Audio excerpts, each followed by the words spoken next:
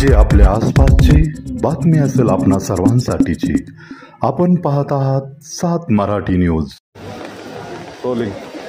आताच दादा जसं बोलला की जो त्यांनी कारभार दाखवला की राज्यसेवेचा की किती म्हणजे एक्झाम होते कधी, त्याचा रिझल्ट लागतो कधी, परत जॉईनिंग कधी होते, ह्या प्रोसेसमध्ये 1 ते 2 वर्ष जातात। मुलांचं वय वाढत चाललं आहे, सगळं होत चाललं आहे, घरून पण प्रेशर आहे। आणि ह्यामध्ये आता एक बेस्ट एक्झाम्पल आहे की नेमकंच घडलेली गोष्ट आहे।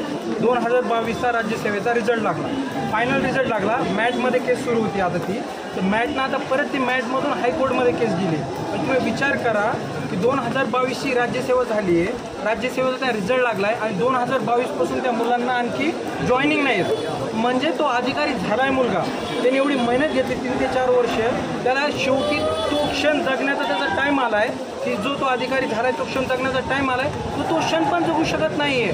कारण 2 वर्ष झालं त्या माणसाला जॉईनिंग नाही आहे की अगोदर आता मॅटमध्ये जाते, परत हायकोर्टमध्ये जाते, परत उद्या जर सुप्रीम कोर्टमध्ये गेले काय करायचं सांगा त्या मुलांना। म्हणजे किती एखाद्या ह्या जो स्पर्धा परीक्षेमध्ये अभ्यास करणाऱ्या मुलासाठी किती डिप्रेशनची गोष्ट आहे ही की एकतर तुम्हाला एवढं टोमणे ऐकून गावाकडचे, एवढा सिलेबस कव्हर करून या प्रोसेसमध्ये पूर्ण जाऊन पूर्ण कंप्लीट करून परीक्षा पास करायची फ्री, परत मेन्स घ्यायची आणि नंतर पास करायचं आणि त्यातली त्यात तुम्ही जागा पण काढता 300-400, त्या जागेमधून पोस्ट मिळवायची, पोस्ट मिळून पण शेवटी फायनली तुमची जाते केस मॅटमधून जाते परत हायकोर्टमध्ये।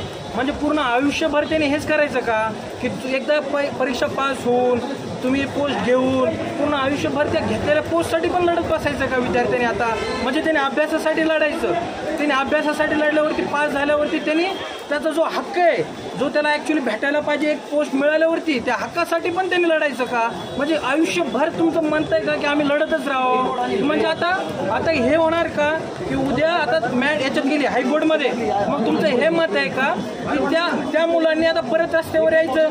म्हणजे जे पोस्ट होल्डर आहेत त्यांनी पण रस्त्यावर यायचं तरच आम्ही तुम्हाला तुमचा हक्क देणार? म्हणजे प्रत्येक गोष्टीला तुम्हाला वाटतं का की आम्ही रस्त्यावरच यायला पाहिजे की प्रत्येक आम्हाला छोट्या गोष्टीसाठी आम्हाला रस्त्यावर जायचं? सगळ्यात मेन मुद्दा आणखी एक हा असा की हा आता राज्यसेवेचा शेवटचा MCQ पॅटर्न होणार आहे, बरोबर?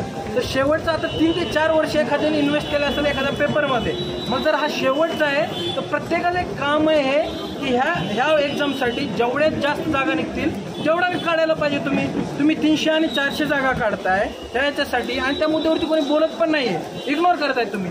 शेवटी आम्हाला काय करावं लागते, परत आंदोलनच करावं लागतं। पण हा पण एक चुकीचाच मुद्दा आहे ना।